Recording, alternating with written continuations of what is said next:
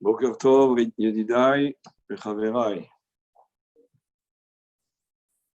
בוקר טוב. בוקר טוב.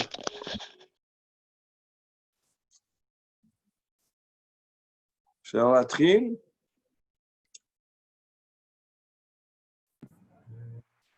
הקבועים והזריזים פה כבר. מה? הקבועים והזריזים כבר נמצאים. טוב, אז אנחנו בחרנו השבוע את המאמר בעמוד קל"ז, פרשת כי תצא עמוד קל"ז, העוסק בפרשה שהיא, אפשר לקרוא לה תיאורטית, כי לעולם לא הייתה, אלא רק כדי לקבל שכר על הדרישה, שכר על העיסוק בה, וכמובן שהשכר הוא לא רק על זה שאנחנו עוסקים בה, אלא גם על מה שניתן ללמוד מזה, בחיזוק האמונה והיראה. פרשת בן צורר ומורה. כל הקורא, oui, je me suis oublié, excusez-moi, je reviens à la langue qui est natale, mais sans lettres. Et sans lettres vraiment. La paracha donc de Ben Sorer au Moré, qui est une paracha qui traite d'un sujet qui n'a jamais eu lieu, d'une situation qui n'a jamais eu lieu. Le rebelle, le dévoyé et le rebelle plutôt. Et les parents eux-mêmes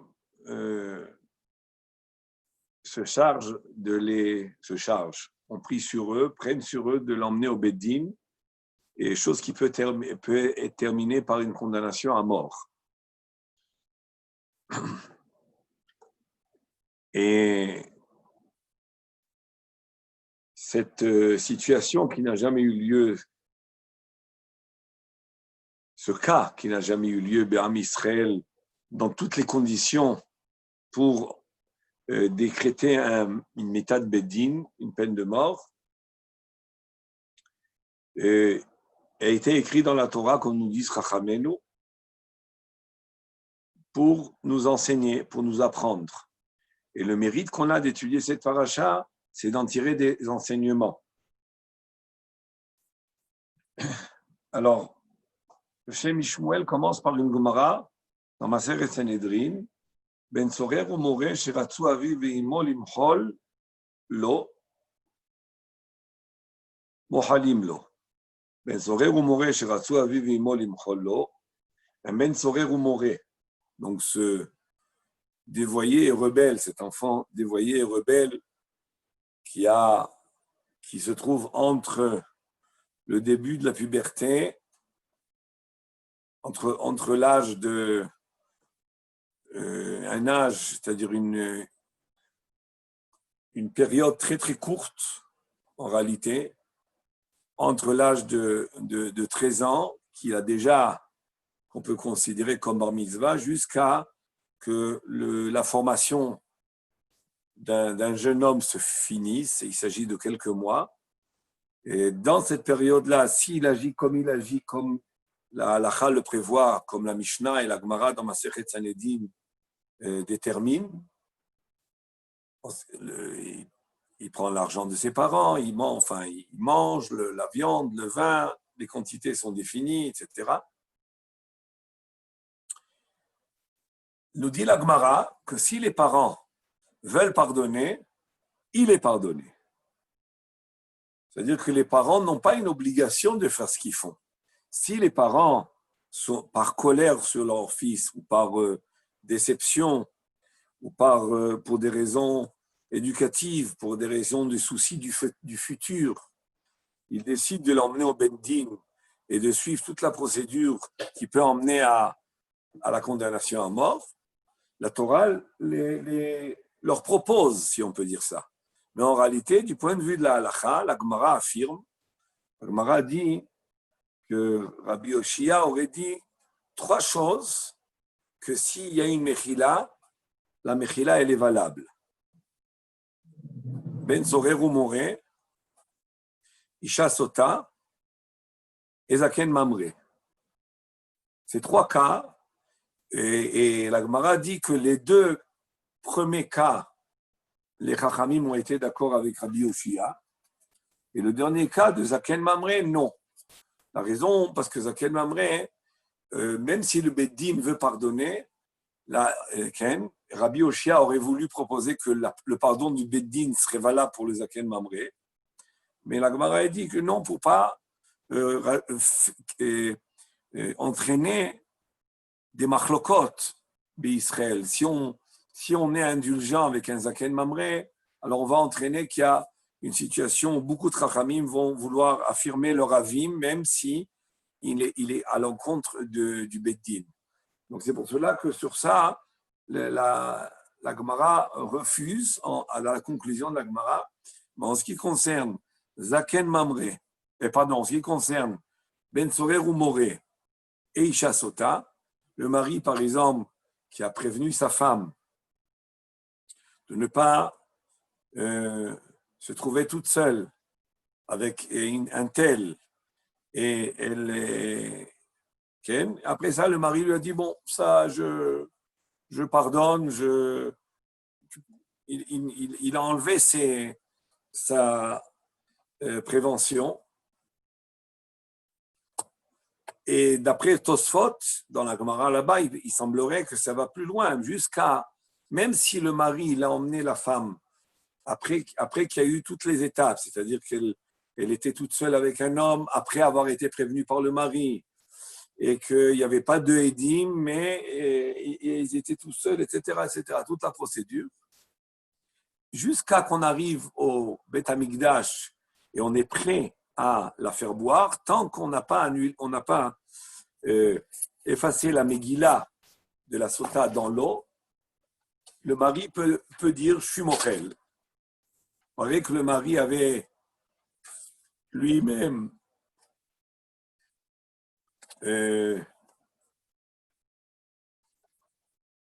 disons à lui-même entraîner cette situation-là.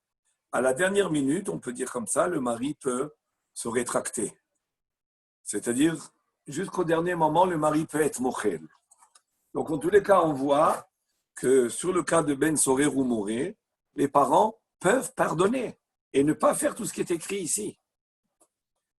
Les parents ne sont pas du tout tenus et obligés à faire, même si toutes les conditions qui sont prévues par la halakha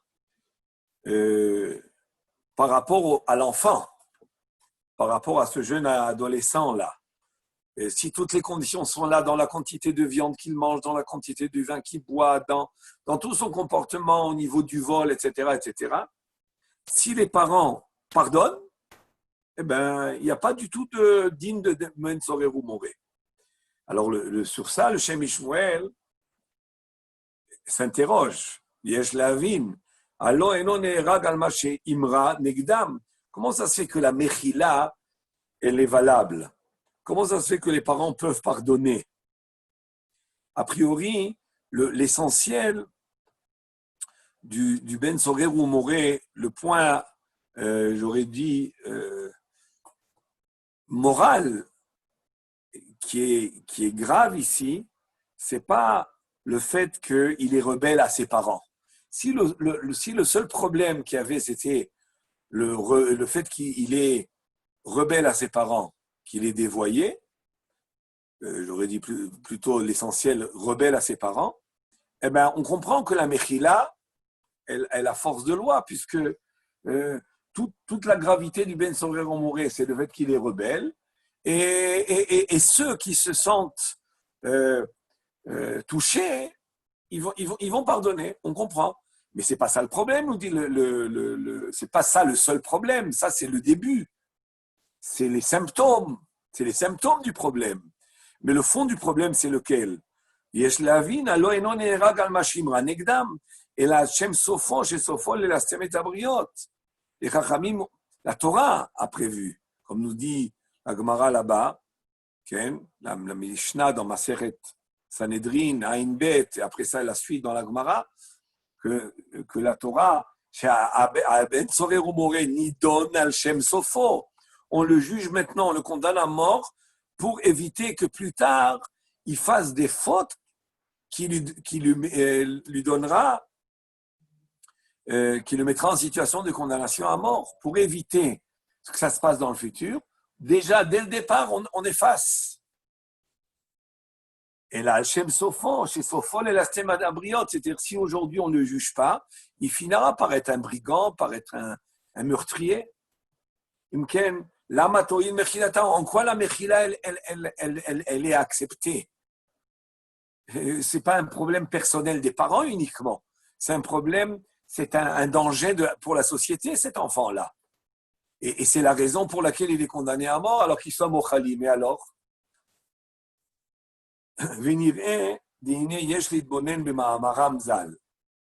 il faut mieux réfléchir à ce que les Chachamim nous ont dit dans la suite là-bas, et non, dans la Gemara Inbet, qui est la suite de la Mishnah citée précédemment. Igia Torah les sauve d'Ato.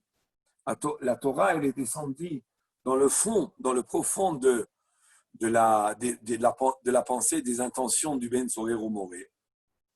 Et on sait, et on peut affirmer que s'il se conduit tel qu'il se conduit aujourd'hui, à cet âge-là, dans cette période-là de son développement, c'est très important de préciser, ce comportement-là, dans cette période de son développement, avec tous les critères qui sont prévus dans la halakha, nous assure que cet enfant-là, on peut dire, nous assure qu'il finira mal, qu'il tournera, il ira dans un chemin de danger, d'être un dangereux pour la société.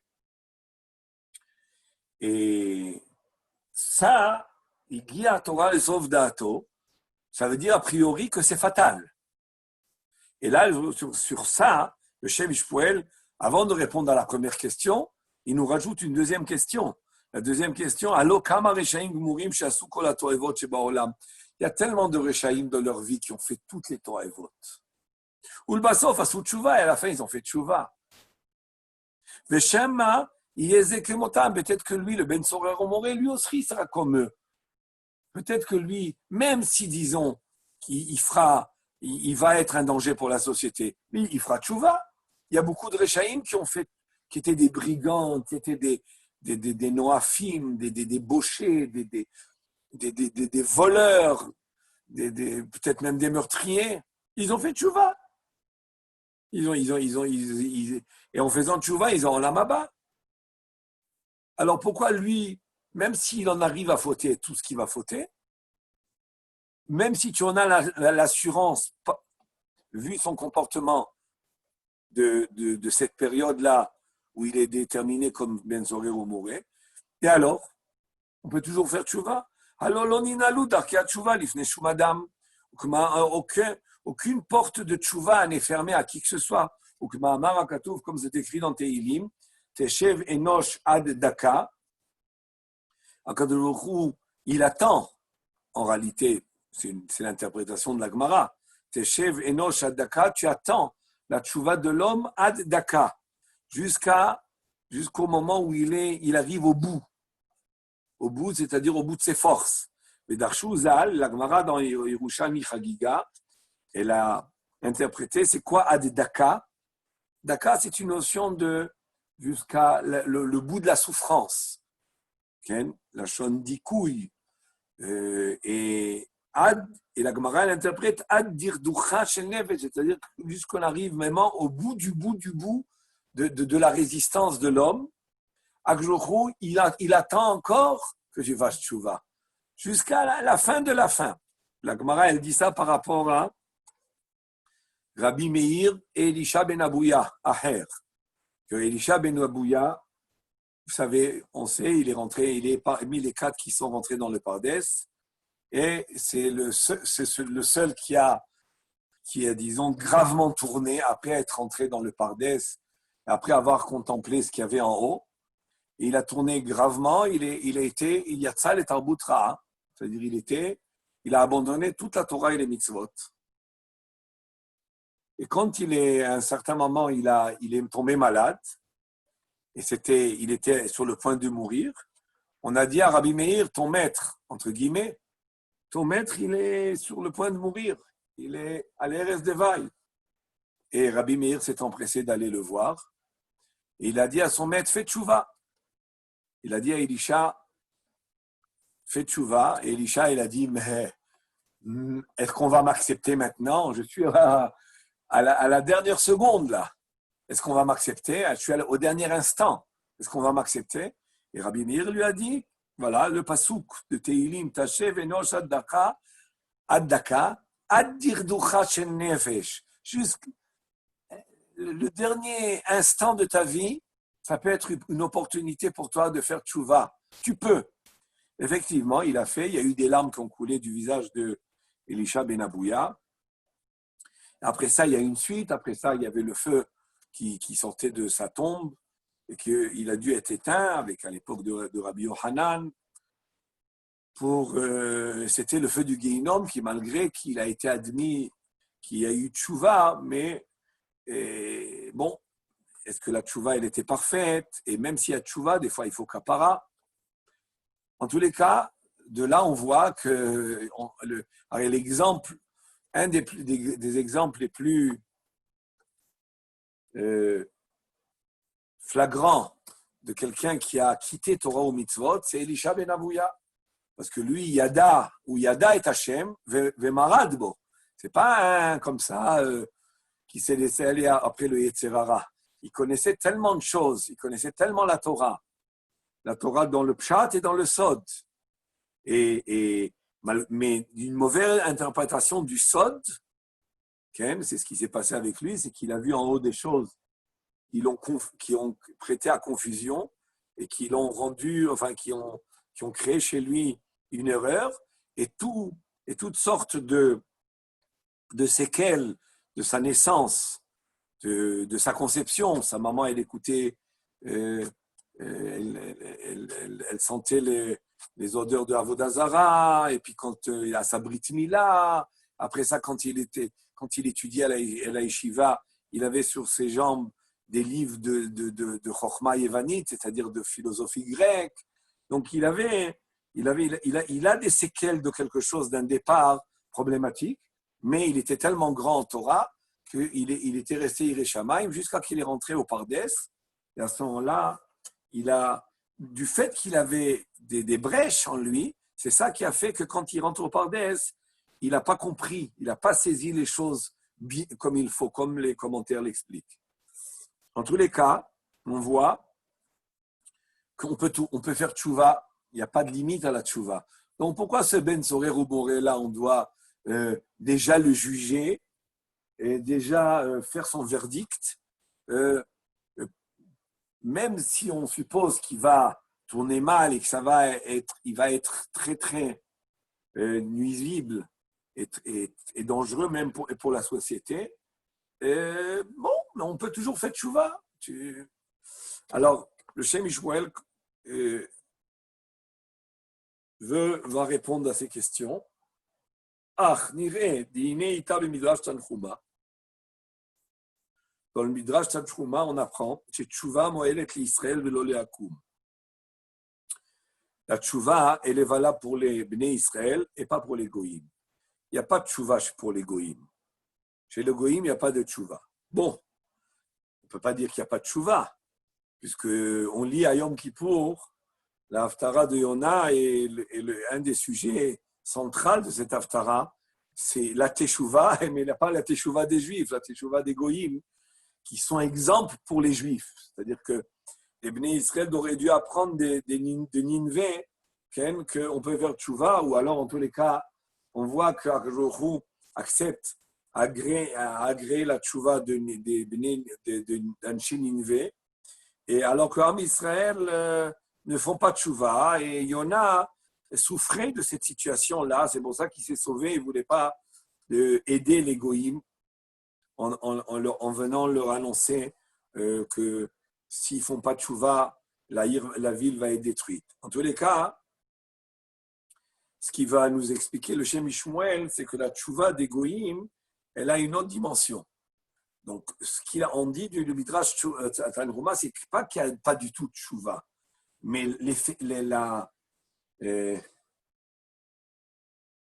l'efficacité de la tchouva. L'efficacité de la tchouva, elle est différente. C'est ça qu'on veut dire. Et elle est très différente. Alors, il nous explique, Viniré, nous, on est les descendants d'Avraham, Yitzhak et Yaakov. She'em be'etzem nefashot teorot. Eux, ils sont dans leur essence. Nos avot, Avraham, Yitzhak et Yaakov, sont dans leur essence des nefashot teorot vetovot. C'est-à-dire qu'elles sont d'essence des bonnes neshamot, des neshamot bonnes et hautes.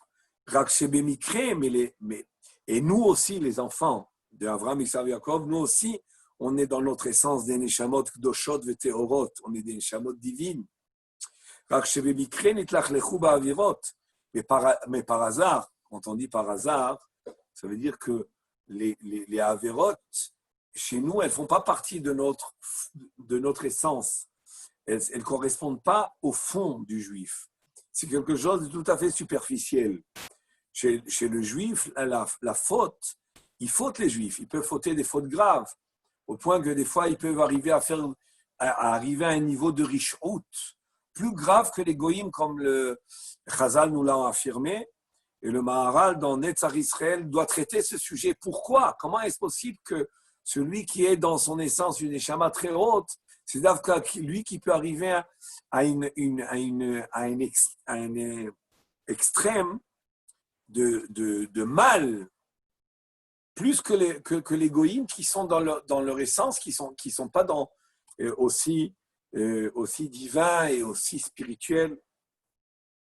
Le Maharal l'explique, c'est un sujet long à traiter, vous le verrez dans Netzach Israël. Aval, les goïms, Béné Israël qui sont descendants d'Avraham et Yaakov, la Avera, elle est hasardeuse. Quand on dit hasardeuse, c'est pas par hasard, c'est-à-dire que c'est pas réfléchi, c'est pas intentionné, c'est pas prémédité. C'est pas qu'on veut dire. Ce qu'on veut dire Bémikré, c'est dans le sens que c'est pas Be'etzem. C'est la notion, on différencie quelque chose où c'est l'essence de la chose, c'est la nature de la chose, c'est le fond de la chose, ou c'est quelque chose qui se joint, mais qui en réalité est tout à fait extérieur et superficiel. C'est dans ce sens-là qu'il veut dire chez Zébémikré. Aval, כשעושה תשובה, mais un Ben Israël, quand il fait תשובה, שוב מתעוררת בו הנקודה השורשית האחוזה בשלשלת הקודש עד האבות הקדושים. Quand un juif fait tchouva, alors il se réveille en lui le fond. La tchouva, c'est ça le pouvoir de la tchouva, c'est de réveiller mon fond à moi. האחוזה בשלשלת הקודש עד האבות, et va se réveiller mon fond, qui en réalité prend racine dans les neshamot des avot. On est une ramification des avot, des neshamot des avot. Donc, en faisant tchouva, c'est-à-dire en me détachant de ce qui m'étouffe et en donnant à ma nature spirituelle de fleurir, de briller, en tous les cas d'apparaître, et bien maintenant qu'elle revit, alors le lien avec son origine aussi, il va se manifester.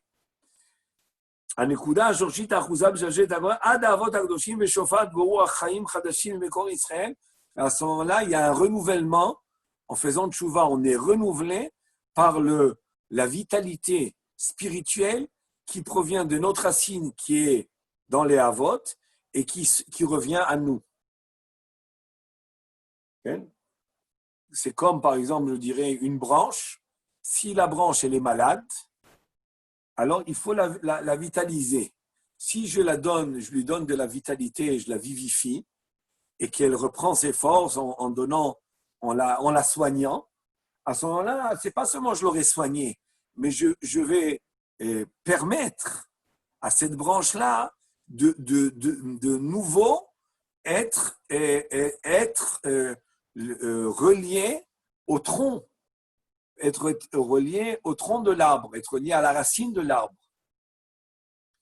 Donc, le fait de reprendre, le fait de faire tchouva, ça me donne à moi une vie, mais le fait que je revis, je me rebranche avec l'ensemble de l'arbre. Vous comprenez? Une branche elle-même, si elle-même, elle reprend la vie, okay? Si j'arrive à la sauver, par exemple, elle avait séché ou elle était malade, si j'arrive à la sauver, alors elle va de nouveau puiser sa vitalité de l'ensemble de l'arbre.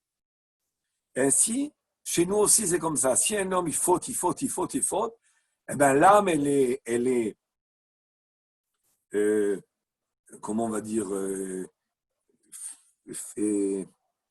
astrophiée, comment on va dire, elle est entièrement affaiblie, elle est malade, elle est pratiquement sans vitalité. Et il y a un mot qui m'échappe là, je veux le dire, mais bon.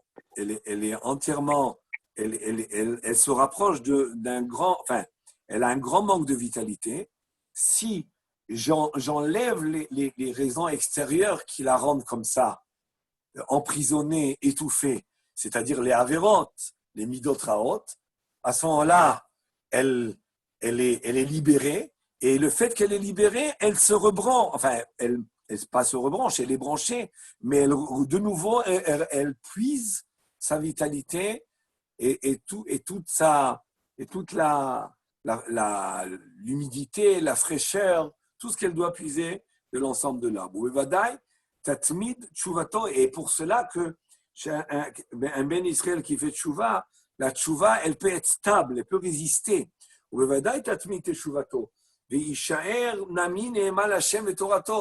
tchouva, elle ne va pas être quelque chose d'instable.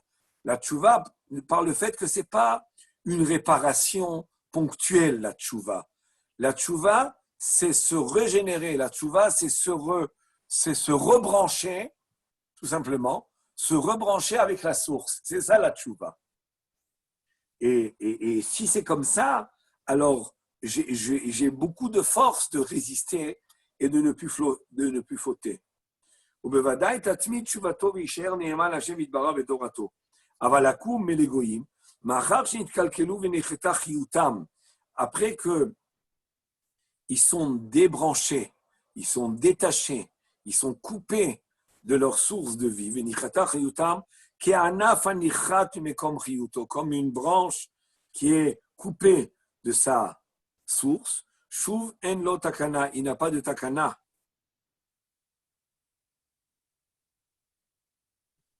C'est-à-dire que quand il faute, il n'a pas de takana. Et c'est pour cela que même s'il fait tchouva, ce n'est pas une tchouva qui est fondamentale, qui va lui permettre de rester stable.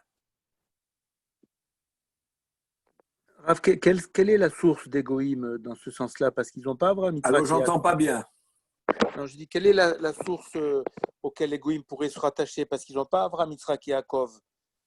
Avant la tchouva, avant la faute, ils étaient rattachés à quel C'est pas pourquoi j'entends pas. Il y a quelque chose que je dois régler dans mon appareil. J'entends à peine. Sinon, c'est pas grave. Non, je demandais, vous avez parlé de la source des Bnei Israël, donc Abraham, Yitzhak et Yaakov. Quelle serait la source des Goïm alors dans ce cas-là? La source des Goïm, c'est en réalité le mal qui est rentré dans le mal spirituel, enfin qui s'est introduit dans Adam Arishon quand il a mangé le Etz Hadat Tovara. Donc c'est quelque chose de spirituel négatif, mais qui peut avoir qui a une étincelle positive aussi, sinon il n'y aurait pas d'existence. Et les Goïm, étant donné qu'ils n'ont pas source dans le bien, Donc, ils n'ont pas la possibilité de se rebrancher. Mais le juif, qui en réalité, il est encore branché en réalité à sa source. Simplement, la branche, elle perd beaucoup de sa vitalité. Il suffit de la vitaliser de nouveau. Le goy, quand il faute, en réalité, il est coupé. Parce qu'en réalité, il n'a aucune attache à une vitalité pour pouvoir dire qu'il est tout simplement, il a séché ou où sa vitalité spirituelle s'est affaiblie. Le Shem Ishmael, c'est vrai qu'ici, il est très succinct, mais en réalité, les goïms ne puissent pas, ils sont pas branchés avec Abraham, Yitzhak et Yaakov. Ils sont branchés avec le mal, avec les clipotes qui se sont introduits dans Adam Arishon. Avant la faute, il y avait rien, le mal n'était pas, il n'avait aucun mal il n'avait aucune mauvaise neshamot, Adam Arishon en lui. Après avoir mangé le Etzadat Tavara, le fruit a introduit en lui, a développé en lui des neshamot raot. Maintenant, quand il va enfanter Adam Arishon, de lui vont sortir des neshamot différentes. Ils vont sortir des bonnes neshamot, qui sont les bonnes neshamot qui étaient existants en lui, qui sont divines. Ils vont naître aussi, il y a ceux qui vont naître des mauvaises neshamot. Quand on se dit mauvaises neshamot, ça ne veut pas dire qu'il n'y a pas dans ces neshamot-là d'étincelles divines, mais c'est pas d'essence, c'est pas intrinsèque. Et tous les goïms sont nés, maintenant il y a des goïms qui sont nés, des clipotes qui se sont détachés de Avraham, Yitzhak et Yaakov, puisque de Avraham est venu aussi la clipat Ishmaël, de Yitzhak est venu la clipat de Esav. Donc de là-bas aussi, on a un certain tri.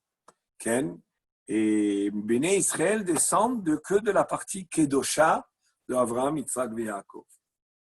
Et en tous les cas, l'idée là, c'est parce que le Shem Ishmael n'a pas trop développé cela, ce qui veut dire essentiellement, c'est que le Ben Israël, lui, il est branché avec les âmes initiales des Avot. C'est une ramification, il y a beaucoup des ramifications, de 3 jusqu'à 600 000 âmes générales, parce que les 600 000 aussi, c'est des âmes générales. Et des 600 000, il y a énormément de ramifications, et nous, on est une petite ramification des 600 000. Et les 600 000 sont ramifiés aux 70, et les 70 sont ramifiés aux 12, et les 12 sont ramifiés aux 3. Mais peu importe, on est tous des ramifications des Avot. Et cette ramification-là fait qu'il y a un lien. Il y a un lien entre notre âme et l'âme des Avot. Et ce lien-là, il est existant toujours, à part le cas qu'on va voir maintenant, que le Shem Ishmael va nous expliquer. Et le fait que ce lien existe toujours permet une vraie teshuva. Une vraie teshuva. C'est-à-dire, c'est pas simplement je regrette, je ne ferai plus. Non, je me suis rebranché avec mes sources spirituelles qui me permet d'arriver à une autre dimension spirituelle. Pas simplement ponctuellement j'ai réparé et ça peut basculer encore. Non, en réalité, une vraie teshuva ne bascule pas. Pourquoi ? Parce que c'est une renaissance. Comme nous a expliqué, les commentaires expliquent que chez les goïms, il y a tchouva. Mais la tchouva, elle n'est pas une renaissance. Elle est tout simplement une réparation ponctuelle qui leur donne le mérite de vivre, comme c'est arrivé avec l'Anche Ninvé. Alors que chez les juifs, c'est une leda. C'est une leda. Okay. Et on en parle beaucoup dans la période de la Seretim et Tchouva, peut-être on en parlera encore cette année.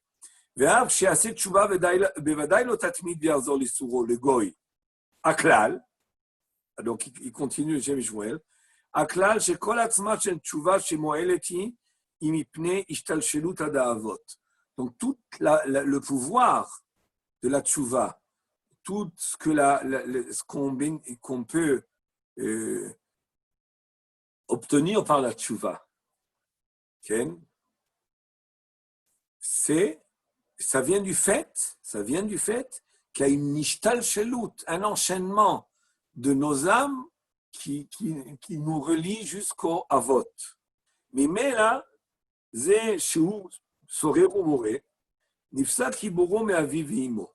Maintenant, il y a un chidouche du Shem Shmuel qu'un enfant, c'est vrai que le Ben Sorer ou Moré, le problème, c'est le danger que représente un comportement aujourd'hui qui prévoit un comportement qui pourrait l'entraîner aux graves fautes et d'être condamné à mort. C'est vrai que c'est ça le Inyan.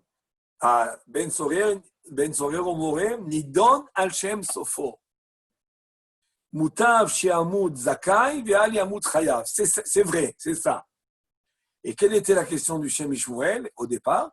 C'était si c'est ainsi. Alors, comment ça se fait que les parents, ils peuvent pardonner au Ben Sorer Moré et ainsi lui éviter ou l'épargner de la condamnation à mort? Comment? Puisque le problème, c'est le fait qu'il représente un danger pour la société et que lui-même, il finira par faire les plus graves fautes plus tard. Là, il répond en disant que il y a une gravité initiale à tout ça. C'est quoi? C'est que le fait qu'il est rebelle et dévoyé, Sorer, dévoyé, Moré, rebelle, le fait qu'il est dévoyé et rebelle entraîne qu'il détache son âme, qu'il dénoue, qu'il défait son âme de l'âme de ses parents. C'est-à-dire que son comportement par rapport à ses parents le détache spirituellement de l'âme de ses parents. Ça, c'est un grand chidouche qu'il nous fait ici. Nimela, il nous dit maintenant, Nimela zeshu sorer ou moré, nifsak chibure me aviv ve'imo. Pourquoi? Parce qu'il est sorer ou moré. C'est-à-dire que le problème du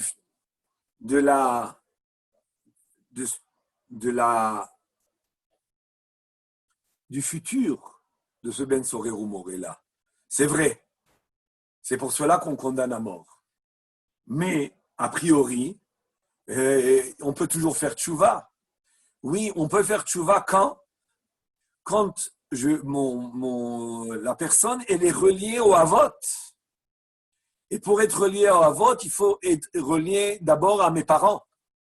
Quand un homme il est relié à ses parents, et les parents sont reliés aux grands-parents, les âmes, etc., jusqu'au shishim ribo, jusqu'au shivim nefesh, alors il y a un lien qui se fait depuis cet enfant-là jusqu'au avot. Mais si ce lien-là, il est coupé, par quoi il est coupé? Parce que cet enfant, il s'est détaché, il a coupé le lien avec ses parents. Par quoi? Par le fait qu'il est dévoyé et rebelle.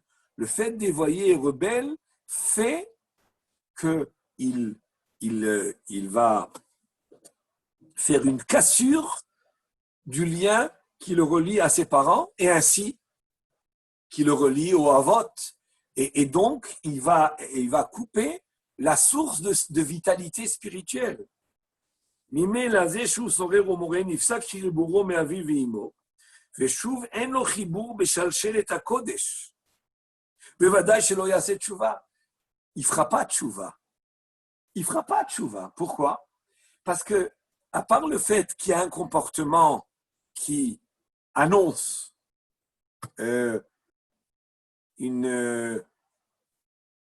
d'être délinquant, d'être entièrement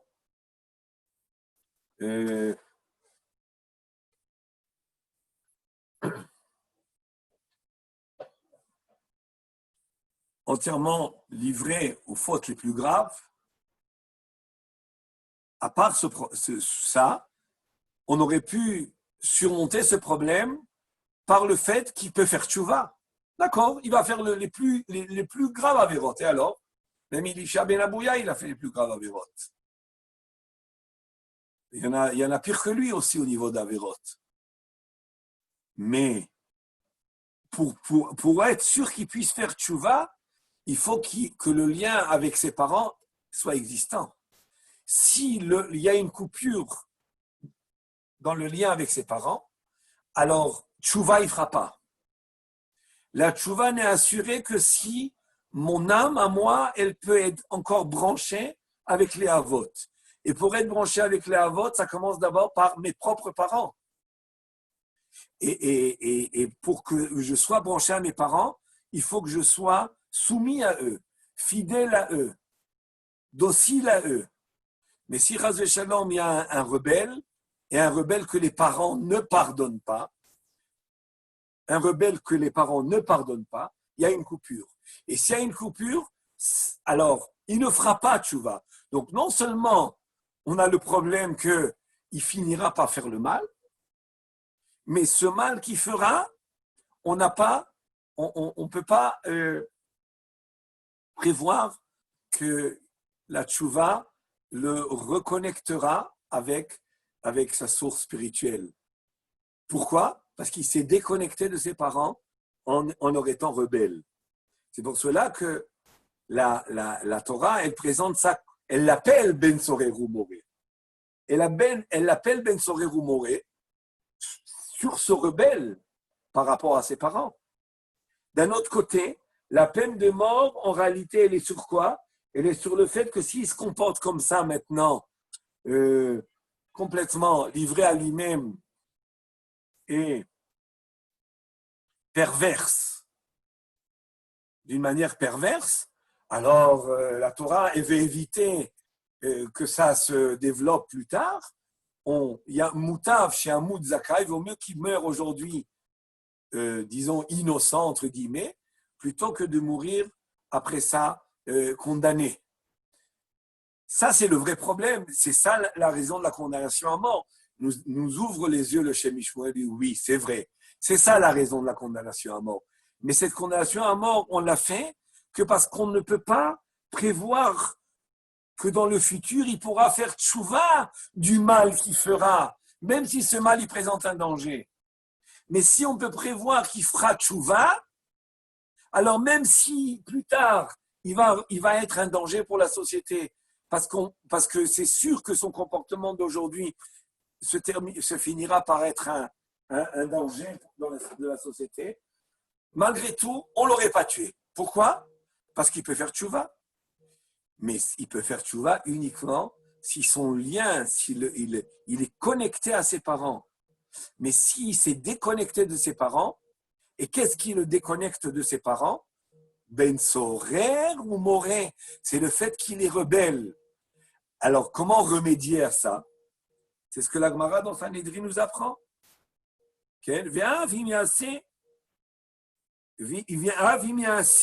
L'autatmid dans le sourd aussi, il est encore connecté avec ses parents. Même s'il fera tout le mal qu'il fera, le mal ne va pas persister. Oh, pardon, où je suis. Non, le fait qu'il s'est détaché de ses parents, il n'a plus de lien avec Shalchel et Takodesh, bevadaï shelo yaseh tshuva. V'im yaseh, et s'il fera tshuva, lo tatmid v'yazor le souro. V'sofo lelastem et abriot, il finira par faire du mal, mais il sera irrécupérable. Pourquoi? Parce que le fait qu'il était rebelle à ses parents l'a déconnecté, l'a dénoué, détaché de l'âme de ses parents, et donc il est détaché de l'âme des avot. Aval, Shavu vimo, Mochalim lo, mais si les parents lui pardonnent, Ine wadaï mikshar beshalchel et akodesh. Si les parents lui pardonnent, donc le rebelle, c'est pas un vrai rebelle, parce que même s'il est rebelle, les parents pardonnent. Pour être un vrai rebelle, c'est quand il est rebelle et les parents ne pardonnent pas. Mais si les parents pardonnent, c'est plus un rebelle. Chou, et non on ne le tue pas. C'est ce que ça, le fond du pshat de la Gemara dans la Masechet Sanhedrin. Pourquoi si les parents ils pardonnent, il n'est pas tué? Il n'est pas tué parce qu'il n'est plus considéré comme rebelle. Et il n'est plus rebelle. Il n'est pas entièrement rebelle, disons. Il n'est pas aussi rebelle. Si les parents pardonnent, ça veut dire que même si on va dire, ouais, c'est des parents gentils, c'est des parents bons, c'est des parents tolérants, c'est des parents, c'est vrai, mais le fait qu'ils ne se sentent pas, eux, affectés, les parents, au point qu'ils pardonnent, ça suffit pour maintenir l'attache de cet enfant à ses parents et l'attache de cet enfant à la racine des avot. Et donc, même s'il finira mal, okay, et il va se perverser dans le futur et arriver au plus grand mal, il pourra faire tchouva. Il y a une chance qu'il fasse tchouva. Qu'est-ce qui nous assure de cette chance de faire tchouva? C'est la connexion qu'il a avec ses parents. C'est pour cela que les parents qui pardonnent, il n'est pas tué le Ben Sorir ou Moré. À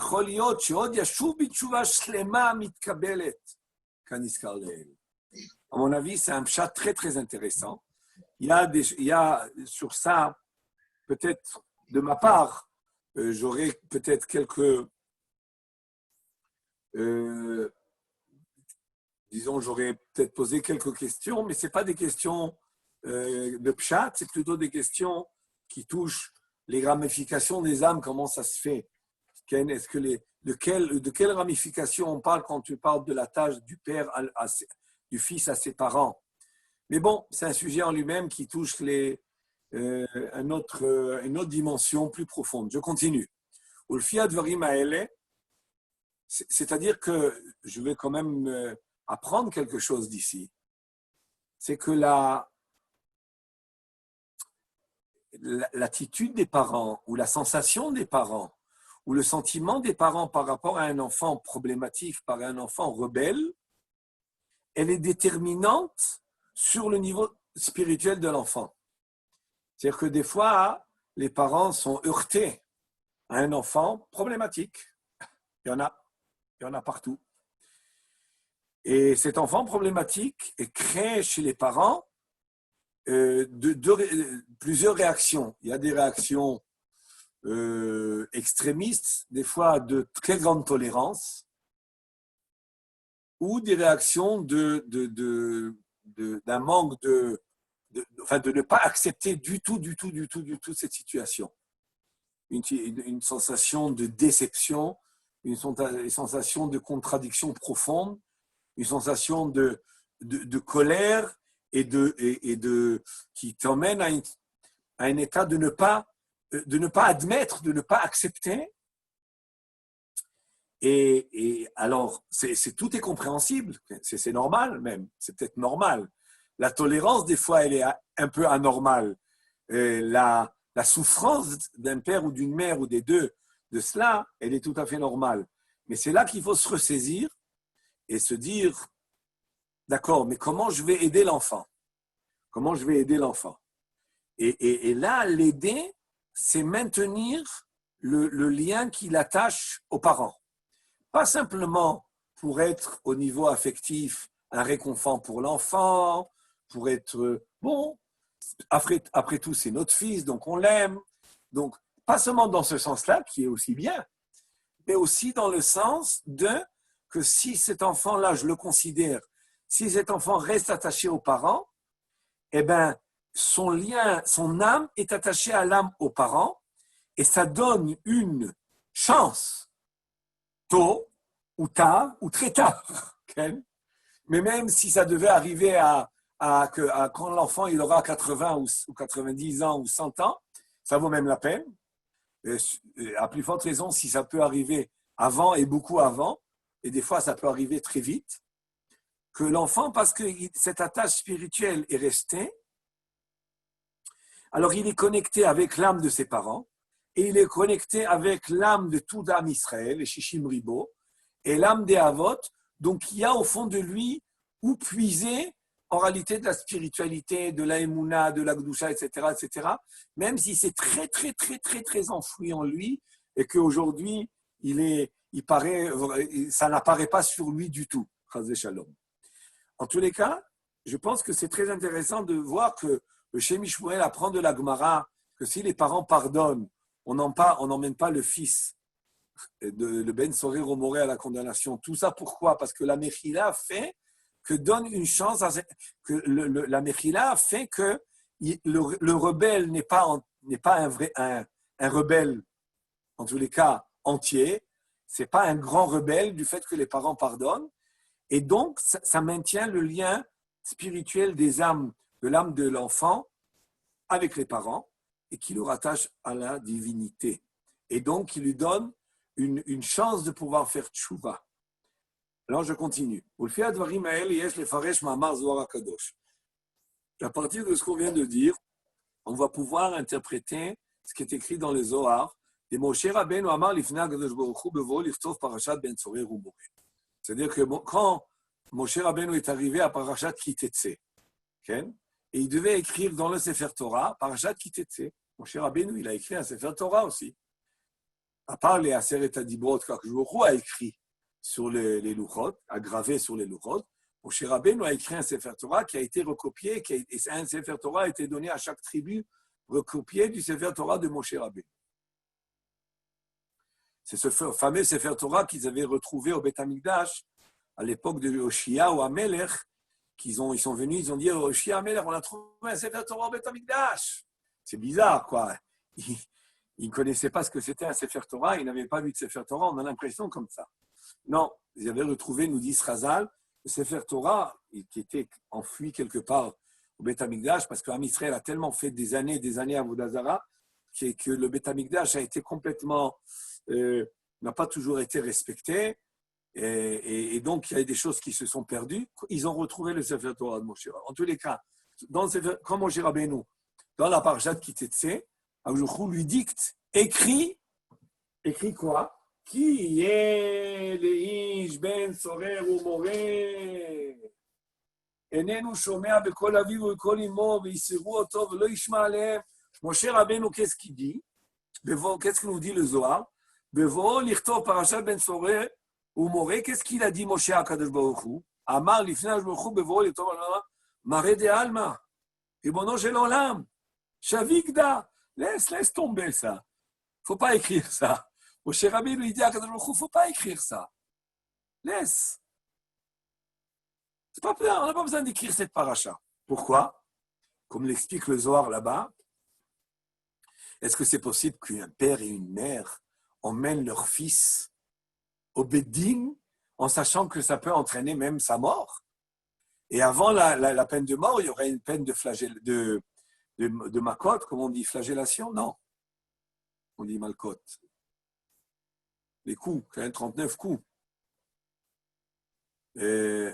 Oui, c'est flagellation, n'est-ce pas? Oui, flagellation. Et il est d'abord, il reçoit les coups, d'abord, Veiseroto. Après ça, c'est toute une procédure qui emmène à la condamnation à mort. Mon cher Rabbeinu, je vous réponds, c'est pas la peine d'écrire cette paracha-là. C'est pas la peine. Ça ne peut pas arriver une chose pareille. On n'a pas le droit d'y penser, même qu'un père et une mère qui aiment leurs enfants, ils vont l'emmener au Beddin et entraîner sa condamnation à mort. Maré de alma, shavik, laisse, abandonne, shavikda. Ou Moshe marchik ava, chame bechochmeta, kolma des amis gusha bechou devnei Israël. Et Moshe, en réalité, lui, il voyait dans la paracha de Ben Sorer ou Moré que tout ça, c'est une allusion sur Am Israël. Amar, Maré de Alma, Shevok Milada, il a dit à Akadosh, laisse ça. Ça veut dire quoi? Ça veut dire que Moshe Rabbeinu, il dit, j'ai compris. Ben Sorer ou Moré, ici, c'est Am Israël, hein? Et s'ils se conduisent comme Sorer ou Moré, comme le Zohar ramène là-bas le Passouk, dans le Navi, qui kefara sorera Sarar Israël. Alors, toi, qu'est-ce que tu vas leur faire? Tu vas les condamner, hein? Donc, en réalité, le souci de Moshe Rabbeinu, c'est à part. Au début, la réaction de Moshe Rabbeinu, elle est par rapport à un père et une mère qui ont bien sûr de la pitié de leur enfant. Mais après ça, Moshe Rabbeinu, Zohar continue. En réalité, Moshe Rabbeinu, il a compris que c'est une allusion sur Am Israël, quand il pourrait, par rapport à Am Israël, réagir comme on réagit par rapport à un Ben Sorero Moré. Et là, Amar Mare de Al Mashevot Minada Ad Be'ai Sha'ata Ramaz Ajochou Leopiel Rabana, jusqu'à que le Shem Ishmuel ne ramène pas tout le Zohar en entier. Ad Be'ai Sha'ata, jusqu'au moment où Ajochou il a dit à Yupiel, c'est un des Malachim, c'est un ange qui est lui Rabbana de Oraita. C'est un rabbin, un rabbin de la Torah. Il y a un ange rabbin de la Torah. On cite son nom dans les tfilot qu'on fait à Simchat Torah après avoir terminé la Kriyat Torah et avoir relié Bereshit à Vezot Abracha. On dit toutes sortes de tfilas où on cite le nom de ce malach qui est en réalité le responsable de la Torah dans les mondes célestes. Bon, on ne va pas rentrer maintenant dans ce sujet. Des Darish Kol HaParasha l'Israël. Et lui, Akjouchou, il a dit à ce malach, dis à Moshe Rabbeinu, fais entendre à Moshe Rabbeinu le sens de cette parasha. Et explique à Moshe Rabbeinu que la parasha, elle parle en réalité de Am Israël. Alors, le Shem Ishmuel, après avoir cité une citation succincte de ce Zohar-là, Ve'eno Mouvan, il objecte, Manit Paes Moshe Minadarouch Azeh, en quoi Moshe Rabbeinu va être maintenant soulagé de la dracha, du commentaire de ce malach sur la paracha, parce que c'est ça qui s'est passé. Moshe Rabbeinu ne voulait pas écrire la paracha. Aujourd'hui, il a dit à l'ange, explique à Moshe Rabbeinu quel est le sens de la paracha. Et quand Moshe Rabbeinu a entendu cette explication-là, il a accepté d'écrire la paracha de Ben Sorero Moré. C'est pour ça que nous aussi, on l'a dans ces versions de Torah. Sinon, Moshe Rabbeinu ne voulait pas l'écrire. Et ça, c'est à la suite de l'interprétation du malach Yupiel, et qui a expliqué qu'en réalité, le Ben Sorero Moré ne parle pas d'un père et d'une mère par rapport à leur enfant, mais parle de Akadosh Baruch Hu et Am Israël. Mais le Shem Ishmuel objecte, mais même Moshe Rabbeinu, avant que le malach intervienne, avant que il appelle le malach pour expliquer qu'il s'agit de Am Israël, Moshe Rabbeinu lui-même a affirmé le Zohar. Il avait lui compris aussi qu'il s'agissait de Am Israël et il ne voulait pas quand même. Alors, qu'est-ce qui a changé? Moshe Rabbeinu, même en comprenant tout seul qu'il s'agit de Am Israël, il ne voulait pas parce que ça veut dire quoi? Ça veut dire qu'Akadosh Baruch Hu, Chas v'Shalom, si Am Israël se comporte comme des Ben Sorero Moré, ils finiront comme le verdict prévu ici dans notre paracha au Ben Sorero Moré. Kvar Amad Beze Aremez, Rabbeinu Moshe Zakut, c'est un commentateur du Zohar, un Mekoubal, il a lui expliqué ça comme il a expliqué, mais le Shem Ishmuel va donner son interprétation à lui. Je ne l'ai pas sur moi ici, le Remez. J'ai toutes sortes de commentaires, mais le commentaire du Remez, je ne l'ai pas à ma disposition. Et ça serait intéressant peut-être de voir comment expliquer ça, le Remez. En tous les cas, le Shem Ishmuel nous propose, à la suite de tout ce qu'on a appris dans le commentaire du Shem Ishmuel,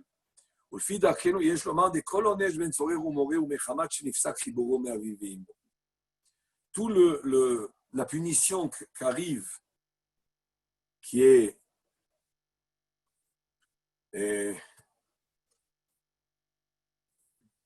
destinée au Ben Sorero Moré, elle est à cause du fait que son le lien de son âme est déconnecté et détaché de l'âme de ses parents. Pourquoi? Parce qu'il est rebelle. Le Chosé Shayar Ba'adam Prati. Tout ça, on peut le dire que pour un homme particulier. Aval Klal Israël, mais quand il s'agit de Am Israël entièrement, est-ce qu'on peut dire que si Am Israël entièrement faute, eh bien, tout Am Israël s'est déconnecté de leur lien avec l'âme des Avot? Non. אבל כלל ישראל שבלתי אפשרי שיופסק חיבורם משורשם בפנימיותם. Il est impossible, c'est tout à fait opposé à l'essence de Am Israël. L'essence d'Am Israël est telle qu'ils seront toujours et à éternité reliés à l'âme des Avot. C'est ça la définition d'Am Israël, c'est qu'ils sont en réalité une ramification des Avot. Dans l'ensemble, le particulier, comme on voit dans Seigneur Moré, il peut se détacher. Mais l'ensemble de Am Israël, jamais, au non jamais.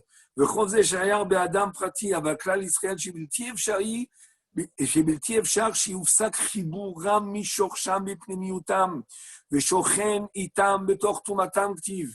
Un pasuk que les Chachamim ont appris dans la Gemara de Yoma, que Am Israël, même dans leur Toum'a, que Jouchou réside parmi eux.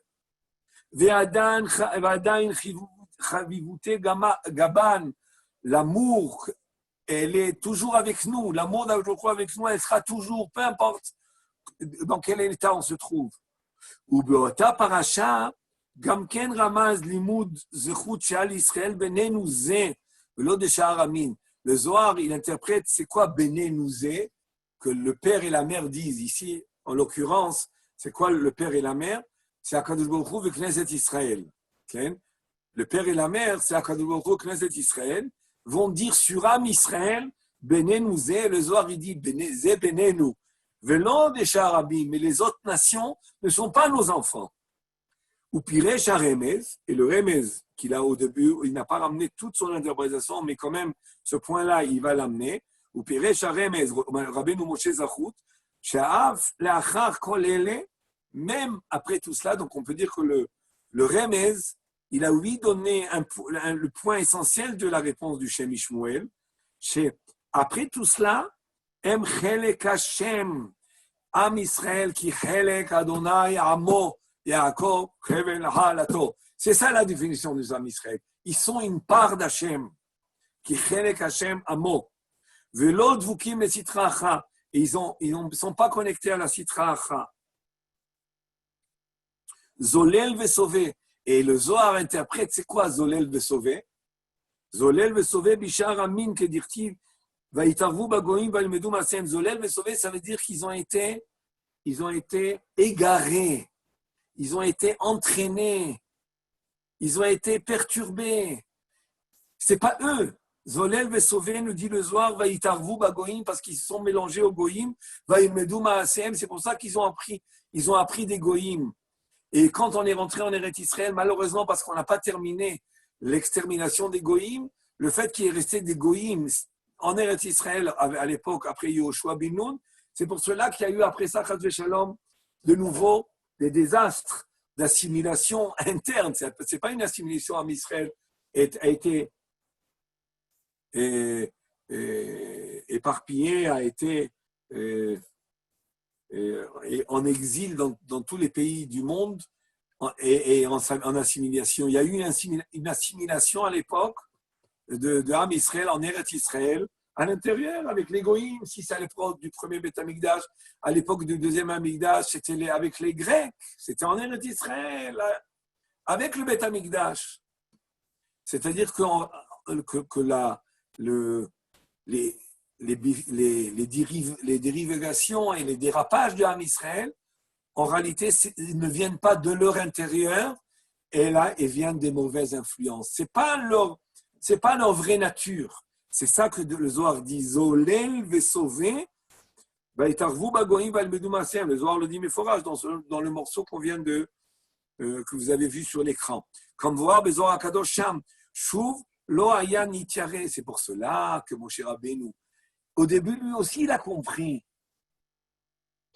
Au début, il avait compris, comme le Malar va l'expliquer, qu'il s'agit d'Am Israël, mais il a compris d'une manière négative. Am Israël sera comme Menzorer Romoré. Ça veut dire qu'Ajouchou Chas v'Shalom il va exterminer les Sonéem chez l'Israël, Chas v'Shalom. C'est ça que ça veut dire. Non. Si vous lisez tout le morceau du Zohar, tout est interprété sur Am Israël, qu'Am Israël vont se comporter comme Menzorer Romoré, et qui ils vont recevoir des coups et qui vont être punis, ils vont aller en exil, etc., etc. Mais il y a un limut zchut du malach qui dit Zolel ve sauver. Mais d'où ça vient tout ça? N'oublions pas d'abord Benenouze. Qu'est-ce qu'affirment les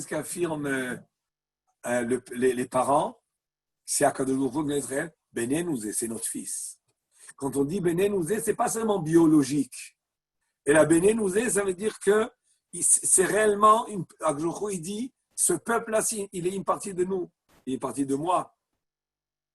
Zolel ve sauvé, ça veut dire quoi? Ils ont été égarés. Ils ont été égarés par les nations qui nous entourent. Jusqu'aujourd'hui, combien de gens, tout l'Occident, malheureusement, des millions et des millions et des millions de Juifs égarés. Et même en Eretz Israël, je ne sais pas si on parle de millions, mais malheureusement, on peut parler que Baruch Hashem, aujourd'hui, il y a une majorité qui a un lien, une majorité qui a un lien avec, disons, la tradition juive, entre guillemets, à des niveaux différents. Mais il y a quand même une minorité qui n'est pas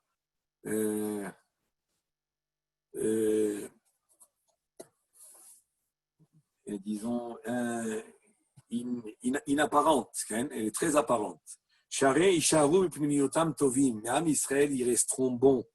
C'est pour ça que Moshe Rabbeinu, il a accepté. Donc pourquoi Moshe Rabbeinu a accepté d'écrire Parashat Ben Sorer Umoré? C'est parce que la Parashat Ben Sorer Umoré, en réalité, elle ne parle pas d'un cas d'un enfant que les parents vont condamner. Comme les Chazal nous l'ont dit dans l'Agmara, ça n'a jamais existé. Alors de quoi on parle? De Am Israël. Au début, Moshe Rabbeinu, il avait peur d'écrire parce que ça voudrait dire qu'Am Israël seront punis gravement jusqu'à l'extermination de son âme chez l'Israël. Alors il a dit au malach qui est maître de Torah, explique à Moshe Rabbeinu le pshat. C'est vrai, tu as bien compris Moshe Rabbeinu. Et c'est ça que tu redoutais, qu'on parle de Am Israël. Mais justement, si tu fais attention aux mots, Benenouze, Zolel ve sauvé, est-ce que tu vois qu'il y a écrit après qu'il y a une condamnation à mort? Ce n'est pas une condamnation d'extermination. Et là, il va avoir des souffrances, il va avoir des pogroms. Malheureusement, il va avoir des choses graves. Et le Zohar le dit, le Zohar le dit, tout ce que ça. Qu'il va avoir la Khurban Bet Hamikdash, il va avoir tout ça. Mais l'ensemble de Am Israël, Hay vekayam. Ah, si c'est comme ça, Moshe Rabbeinu a accepté d'écrire la parashat Ben Sorer Umoré dans notre parashat Kitetse. Yin yavo chas v'shalom aleim onesh. Iné. Lo yeh ki mechotzinotam. Le onesh va être sur quoi? Sur l'extérieur. Comment chez Messayim Azohar HaKadosh? Ça veut dire que ça va être dans ce monde-là essentiellement, mais pas sur le monde futur. Et même dans ce monde, ça ne sera pas chas v'shalom une extermination. Comme de Messayim Azohar HaKadosh, comme le dit le Zohar, les Satrin, ils vont détruire les goïms. Parce que le Zohar, il a l'air de dire quelque chose d'intéressant, sous-entendu. C'est que par le fait qu'on s'assimile, alors c'est pour cela que les goïms vont nous frapper. On connaît cette idée-là. C'est Zolel ve sauvé. Pourquoi? À cause de l'influence des goïms. Mais si réellement je me laisse influencer, c'est eux, c'est ces mêmes goïms qui nous ont influencés et qui nous ont rendus comme eux, qui vont se retourner contre nous, comme pour dire entre vous n'êtes pas comme nous, comme pour dire vous n'êtes pas comme nous.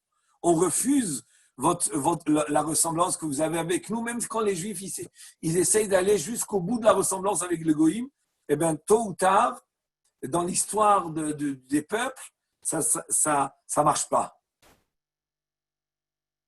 Comment des Messayim Azohar HaKadosh Vesatrin Shurin ou Menatztin Migdalin, ils vont détruire des chomot, c'est-à-dire des murailles, ou Menatztin Migdalin, ils vont faire tomber, des tours, Velo Ané le Kloum, mais ils ne pourront pas faire beaucoup plus que ça. C'est-à-dire les goïms, ils vont pouvoir détruire beaucoup. Mais Am Israël, Chai Vekayam, Chaz Veshalom, jamais de supposer ou d'émettre l'idée d'une extermination. Ce que Moshe Rabbeinu redoutait, et c'est pour cela qu'il ne voulait pas écrire la paracha de Ben Sorer au Moré en pensant qu'il s'agissait de Ham Israël, Joshua lui a donné l'explication qui est qu'Ham Israël, du fait, d'après ce qu'a expliqué le Shem Shmuel, du fait qu'on est les enfants d'Hachem, benenu, et que tout le détournement, la déviation, les dérapages, l'égarement, comme on dit, tout cela, c'est pas de notre foi à nous, parce qu'on est tes enfants, c'est pas de nous, c'est les influences extérieures, c'est l'environnement pollué de la culture, des cultures goy, l'environnement pollué des cultures goy, au point que les Chachamim, dans les livres de Chassidut, et le Shem Shmuel le ramène par ailleurs, des fois, c'est une influence qui est mystique, si j'aurais dit comme ça. C'est-à-dire que c'est pas que je vois l'égoïme, dans l'air, là où on vit parmi l'égoïme, l'air, elle a une mauvaise influence sur nous. L'atmosphère, elle a une mauvaise influence sur nous. Et cette pollution de l'air qui émane de leur midot et de leur averot et de leur toum'a, elle aussi, elle s'introduit en nous, chas v'shalom, et a un côté néfaste. À plus forte raison, quand on a une influence directe, et à plus forte raison quand on veut s'intégrer parmi eux entièrement, que là, chas v'shalom, on en arrive à des désastres. Mais on a une assurance de notre paracha que Am Israël chai v'kayam, et que c'est pour cela que on pourra toujours faire tchouva. Pourquoi? Parce que même si un ben sorer ou mourir individuel, lui, peut couper sa connexion avec l'âme de ses parents et avec les avot, Am Israël dans son ensemble ne peut pas couper sa connexion avec les avot. Donc obligatoirement, même s'il faute, même de manière, la tchouva par rapport à l'ensemble, pas par rapport au particulier, par rapport à l'ensemble d'Am Israël, elle est obligatoire, elle est assurée, elle est quelque chose d'inévitable à Filou. La tchouva, elle est quelque chose, elle va être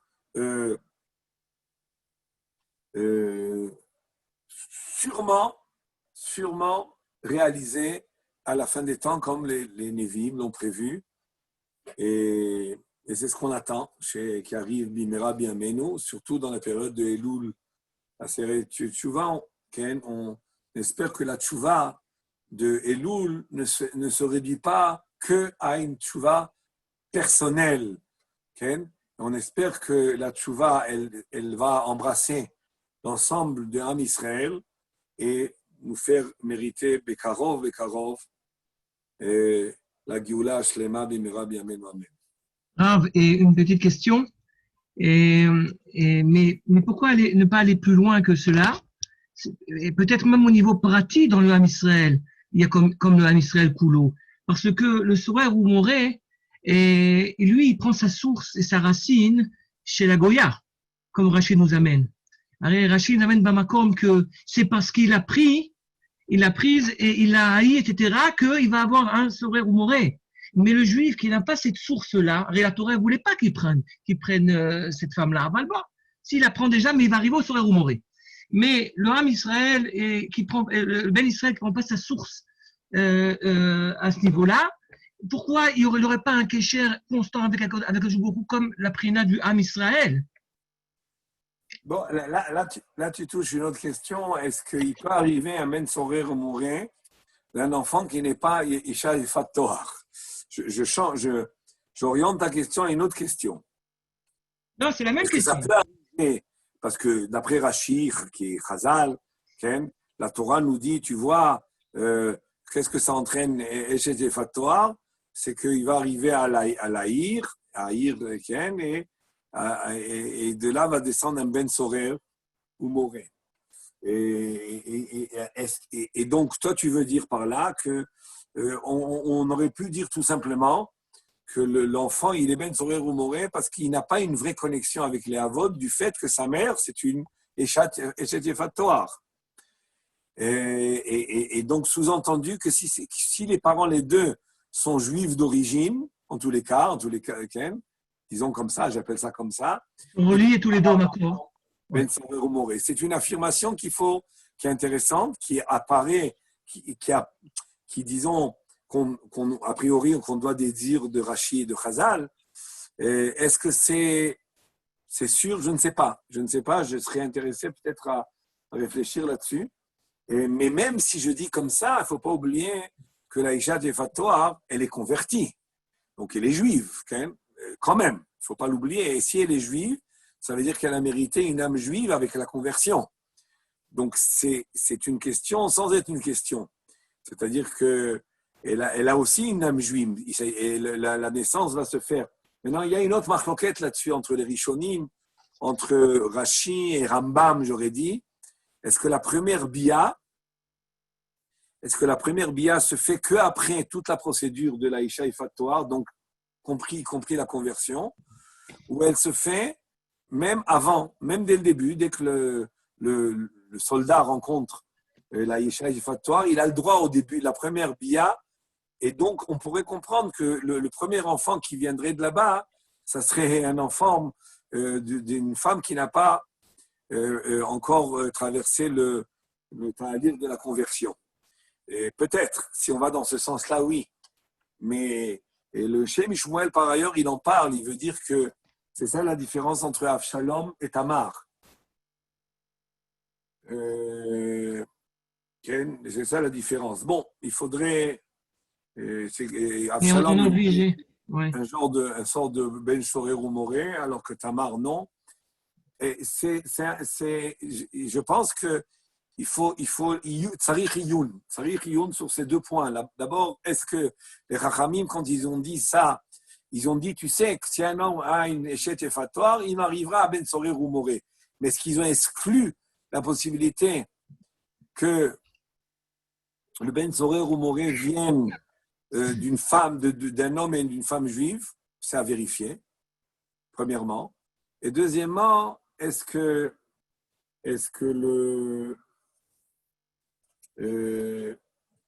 il faut revenir et deuxièmement, même si on dit que c'est une yeshet yefatoire, elle est quand même en principe guilloret, en tous les cas d'après beaucoup. Oui, mais on voit que la Torah, elle l'éloigne, elle ne veut pas ça. Donc bien sûr qu'elle est. Mais on sent un bédiavad ici, mais la nafkamina, elle faudrait que... Dans ce que tu dis, tu vas dans le sens du Shem Shmuel en parlant de connexion d'âme au avot. Maintenant, tu dis, au lieu de dire que ça dépend du rébellion de l'enfant par rapport à ses parents, ça peut dépendre aussi de qui est sa mère. Mais tu vas dans le même sens en réalité. Oui, bien sûr.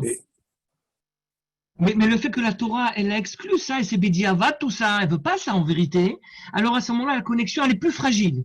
En vérité, c'est ça que je voulais dire. D'accord. Elle est plus fragile, mais en vérité, un Ben Israël qui n'a pas été conçu dans ces conditions-là, elle est peut-être beaucoup moins fragile, la connexion. Bon, je suis d'accord. Non, mais c'est parce qu'il c'est prolonger le Shem Shmuel encore plus, ça veut dire. Oui, je suis d'accord. Ça veut dire que c'est aussi au niveau pratique, parce que quand il a promis à Abraham Avinu qu'il ne va pas nous laisser, et il ne sera jamais, est-ce que ce n'est pas aussi au pratique? J'entends mal, hein, faut dire. Oui, vous m'entendez? La promesse d'Akadosh Baruch Hu qu'il a fait au Avot, c'est peut-être aussi au niveau pratique que jamais il nous laissera loin de la Gdusha, etc. Est-ce que c'est vrai que le Ham Israël à ce moment-là? Oui. Alors qu'ici, on n'a pas ces conditions-là, c'est plus fragile. Les conditions de conception sont beaucoup plus fragiles ici. La Torah ne voulait pas de ce mariage-là. Oui, bien sûr. Elle ne voulait pas de ce mariage. Bien sûr. Ça, je suis d'accord. Ça, c'est... Mais c'est ça la question que le pratique. Théoriquement, ça peut arriver même quand c'est pas comme ça. D'après ce qu'il dit le Shem Shmuel, il fait dépendre du côté rebelle. Donc, on sent que c'est le rébellion qui déconnecte. Donc, théoriquement, ça pourrait exister. Même avec... bon, maintenant, en réalité, ta question rejoint une question que moi, j'aurais dit, qu'a priori, est-ce que Bémet, un rébellion détache un juif, même un rébellion, il va détacher entièrement à part entière un juif de sa connexion avec les Havot? Ça aussi, c'est une question que je me suis posée. C'est ce qu'il dit chez Mishmuel. Et ça, il n'a pas soutenu ça par des sources. Donc, il faudrait retrouver tout ça. Mais bon, il y a beaucoup de choses maintenant à traiter là-dessus.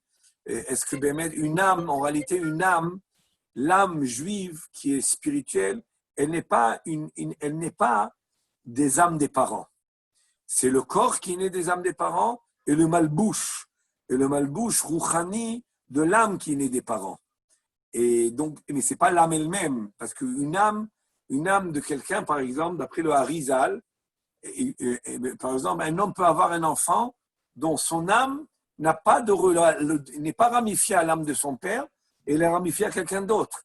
C'est simplement le corps, et pas seulement le corps, aussi l'enveloppe de l'âme qui détermine beaucoup les midotes et les tendances caractérielles de l'homme et les dispositions aussi. C'est les parents qui fixent. Mais l'âme juive elle-même, c'est la part d'Akadosh Baruch Hu. Et il n'y a pas si vous voulez, une ramification d'âme à âme. Elle existe à un autre niveau. Oui, elle existe, il y a une ramification. Mais dans l'ensemble de l'arbre des âmes d'âme Israël, c'est-à-dire qu'un homme peut avoir une âme qui est ramifiée à l'âme de quelqu'un qui habite à Be'er-Sheva au niveau spirituel. Vous comprenez ce que je veux dire? Donc, c'est pour ça que j'étais un petit peu gêné par rapport à ce que je me suis rappelé du Harizal. Mais en trazant la moyenne, il faut y réfléchir à ça. Il faudra qu'un jour, peut-être il y a d'autres sources du Hari qui peuvent, oui, soutenir ce qu'il dit. Bon, je vous souhaite une bonne journée et un Shabbat Shalom. Shabbat Shalom, Rav. Shabbat shalom. Shabbat Shalom. Shabbat Shalom. Shabbat shalom. David, Shabbat Shalom, Rav. Shabbat Shalom. Shabbat Shalom. Tודה רבה. Kol Tov. תודה רבה. Merci, Rav. שבת שלום Shalom. טובות בעזרת השם. Shabbat Shalom. בשורות טובות. אמן. שבת שלום, הרב. שבת שלום. רבי אילן? כן, הרב. בסדר, לא... לא, אני פה רק... אם הרב יכול למצוא את הכפתור הנכון, לסגור את כולם, שלא יישאר בהקלטה. אני לא יודע איפה זה אמור להיות. על המסך לא כתוב באנגלית ליב. יש פה מיוט. לא מיוט. אין איזה יש פה כפתור. מיוט, סטופ כפתור וידאו. אדום. סטופ וידאו. לא.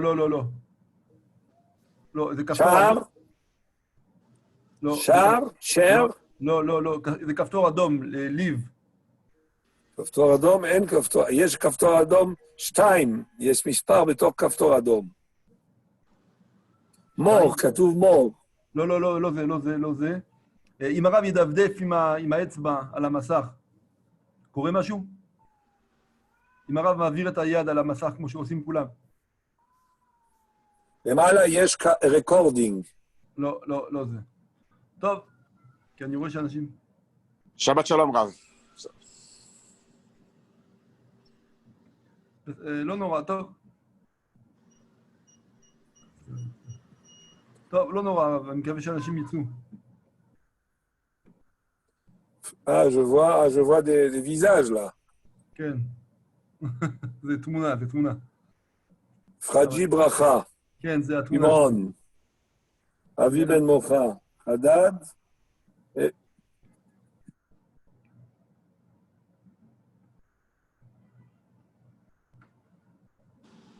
או.